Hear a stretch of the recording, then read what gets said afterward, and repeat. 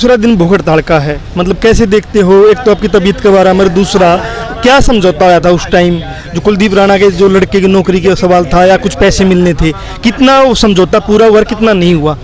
भाई जो एक तो इसका इलाज वाली बात थी, इलाज के भी वो खुद करते पीछे भरने लग रहा है। और जो समझौता में हुई थी जो कर कुछ तो आर्थिक मदद सरकार ने अंदर खाता करी, कुछ जो सरकारी समझौता था भाई जो घायलों का मुआवजा होगा वो मिलेगा, वो इसका खत्म आ गया है। मेन बात है जो इसका इलाज चल रहा है, इसका इलाज बके आगे 20 लाख रुपये लग जाए उकड़ा भरेगा।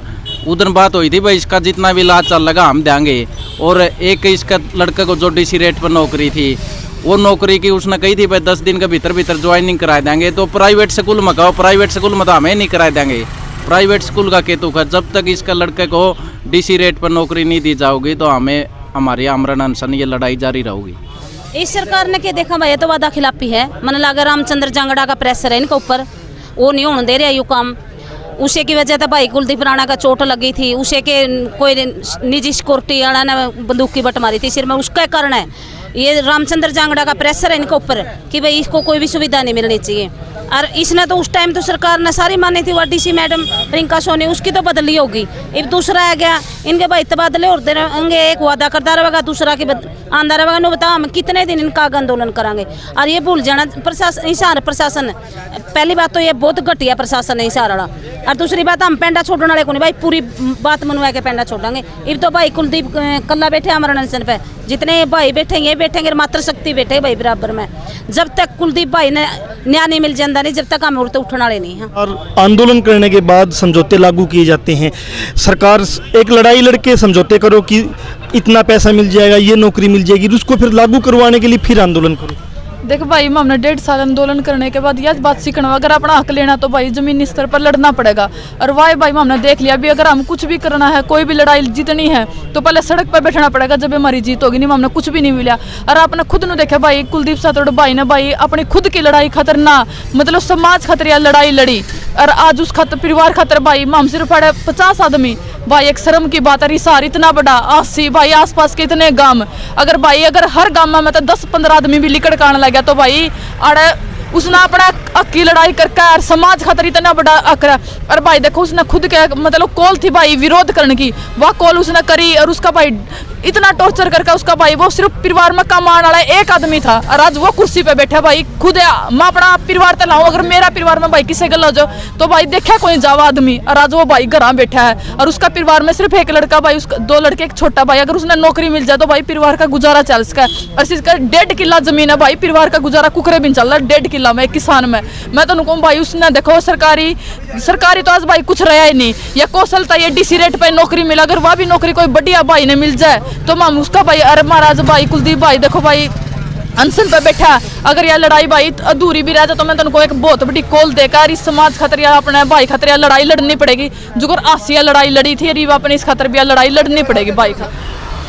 रसदीप, उस दौर में जो समझौता हुआ, एक लंबे आंदोलन के दबाव में समझौता हुआ और फिर उस समझौते को लागू करवाने के लिए फिर आंदोलन, तो इस दौरान कई समझौते हुए, चाहे वो अभी रोहनाथ का समझौता हुआ, चाहे वो एक अभी किसान पीछे एक्सपायर हुआ उसका हुआ, तो सारे समझौते जमीन पे लागू होते या नहीं होते? समझौते आप देख ही रहे हैं। 5 नवंबर को हमारे साथ ये जो घटनाक्रम हुआ था कुलदीप राणा भाई के साथ, उसको चोटिल हो गए थे वो लाठीचार्ज के दौरान नारनौंद के अंदर। तो 5 नवंबर से ही हमने धरना नारनौंद के अंदर शुरू किया। उसके बाद फिर उस धरने को हांसी में शिफ्ट किया गया। 19 नवंबर तक हमारा धरना जारी रहा और हज़ारों किसानों की मौजूदगी में, जो पूरे हरियाणा से और बाकी उत्तर भारत के राज्यों से वहाँ पर मौके पर पहुँचे थे कुलदीप राणा को न्याय दिलवाने के लिए, उन सभी की मौजूदगी में प्रशासन ने एक 10 सदस्यीय जो हमारा शिष्टमंडल था उसके साथ बैठ करके इस बात पर समझौते पर मोहर लगाई थी कि कुलदीप राणा को जो इलाज का खर्चा है वो प्रशासन की तरफ से पूरा उपलब्ध करवाया जाएगा। उसको मुआवजा दिया जाएगा, उचित मुआवजा जो भी बनता हो वो दिया जाएगा। और एक जो कुलदीप राणा का बेटा है जो कि +2 पास है और उसको एक सरकारी नौकरी का आश्वासन दिया गया था तत्कालीन जो हमारे DC साहिबा हैं उनके द्वारा, और अन्य प्रशासनिक अधिकारी जिनमें SP हाँसी, SDM हाँसी और DSP हाँसी सभी अधिकारीगण शामिल थे। सभी ने आश्वासन दिया था कि आपकी ये जो सभी मांगे हैं जिन पर सहमति दी गई है प्रशासन की तरफ से जल्दी इनको पूरा करवाने का प्रयास किया जाएगा। लेकिन आज 10 महीने बीत जाने के बावजूद भी बार बार हम डीसी साहिबा से मिलते रहे हैं, एसडीएम साहब हाँसी से मिलते रहे हैं, एसपी हाँसी से मिलते रहे हैं कि हमारी जो आपने मोहर लगाई थी, सहमति दी थी हमारी जो मांगों के ऊपर, उनको पूरा किया जाए। अभी इतना लंबा समय बीत चुका है, बार बार आश्वासन टाल मटोल करने का कार्य किया जाता रहा प्रशासन के द्वारा। अब हमें आखिर में मजबूर होकर ये कदम उठाना पड़ा है। कुलदीप भाई आप भूख हड़ताल पे बैठे हैं। जब तक, अब हमारी तरफ से प्रशासन से ये मांगे, जब तक हमारी मांग पूरी नहीं की जाती हम इसी तरह से भूख हड़ताल पर बैठे रहेंगे। आगे और भी ज़रूरत होगी, और भी हमारे भाई साथी बैठने को तैयार हैं। फिर उसी तरीके से, जिस तरीके से सभी भाई इकट्ठा हुए थे, उसी तरीके से सभी भाइयों को हम बुलावा भेजेंगे और इकट्ठा करेंगे। फिर प्रशासन को उसी दबाव में आकर के, फिर अगर प्रशासन अपना समझौता लागू करता है तो उसके बजाय अच्छा है कि हम आपको टाइम दे रहे हैं, इतना कोई बड़ा हमारा कार्य बकाया नहीं है, इसको आप पूरा कर दीजिए जल्द से जल्द। हमारा प्रशासन से यही निवेदन है और उम्मीद है कि जिस तरीके से डीसी साहब ने कल का जो रवैया रहा है उसको देखते हुए उम्मीद है कि डीसी साहब हमारे बातों पर गौर करेंगे, हमारी मांग को पूरा करने में ज़्यादा समय नहीं लगाएंगे। लेकिन लगातार मतलब किसान आंदोलन में हादसे हुए हैं, बहुत से किसान शहीद हुए हैं, किसानों को चोट लगी है, और आंदोलन के बाद एक दबाव में समझौता होता है, लेकिन वो समझौता फिर 6 महीने साल तक लागू नहीं होता। तो उस दौर में कहाँ हमारी भी कमियाँ रहती है कि हम सक्रिय नहीं रह पाते। देखिए हमारी तो क्या कमी है किसान की, तो किसान ने तो विश्वास कर लिया हमारी कमी यह है, हम किसी अधिकारी के ऊपर या सरकार के ऊपर विश्वास कर लेते हैं, और सामाजिक तंत्र में विश्वास करना भी पड़ रहा है। जब डीसी लेवल का अधिकारी या एसपी लेवल के अधिकारी भी अगर अपनी बात से बदले हैं तो उसमें किसान की तो क्या कमी है। किसान का तो कोई समझौता हुआ है, उसके ऊपर समझौते के ऊपर जाना है फर्ज बना था, वो फर्ज निभाया था। ये अगर वो लागू नहीं होता तो हम तो आंदोलन के रास्ते पर हो जाओ दोस्तों की मानना। आंदोलन को कैसे देखते हो, क्योंकि सरकार लगातार यहाँ अनशन 17 दिन चला, अभी कोरोना वॉरियर जो लड़की बैठी थी उनका 17 दिन आंदोलन चला और प्रशासन कोई बात नहीं कर रहा था। क्या यहाँ भी 17 दिन आंदोलन करने की जरूरत पड़ेगी? ना 17 दिन नहीं लांदे ना, तो हम कुलदीप राणा ने दाऊँ ठीक को नहीं आया, कुलदीप खड़े और खराब इसकी दिक्कत हो जाएगी, कोई बीमारी होगी तो 17 दिन नहीं लगते, तो तोड़ा फैसला कर लेंगे। तो 1-2 दिन दे रखे भाई, बात कर लो, बात समाधान हो जाए, तो कोई ना कोई बड़ा फैसला यहाँ से लिया जाओगा 17 दिन। आई कुलदीप सांकेतिक रूप से भूख हड़ताल पे बैठा है। अब 1 या 2 दिन हम देखते हैं, अगर हमारी मांगे पूरी हो जाती है, अदरवाइज एक बड़ी कॉल दी जाएगी। और इनकी भी आदत बन रही है, जब तक इनका पूरी गट्टी में गुट्ठा नहीं चढ़ेगा ये को नहीं मानना है। तो हम देखा 1 या 2 दिन और वेट करते हैं, ये मान लेंगे तो ठीक है। एक बड़ी कॉल दे के पूरे हरियाणा की ही नहीं कि संयुक्त मोर्चे के भी बड़े नेता यहाँ बुलाए जाएंगे, और तब ये मतलब वही बात है कि वो मतलब मांग भी मानेंगे, आपकी गलती भी मांगेंगे, उसे टाइम मतलब इनको मानना पड़ेगा। और ये कोई नाजायज़ मांग नहीं है हमारी।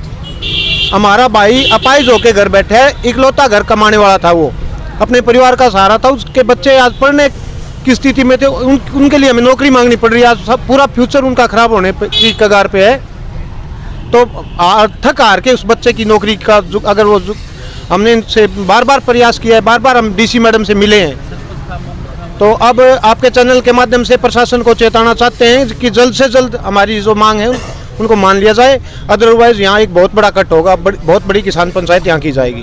किसान मोर्चा आम जनता की, आम भारतवासी की आवाज़, क्योंकि इन्होंने लड़ाई को जीता है तो सभी की आस है कि हमारी लड़ाई जो प्रशासन और सरकार के साथ लड़ाइयाँ हैं उनको लड़े और सभी हिंदुस्तानियों को न्याय दिलाने का काम करे।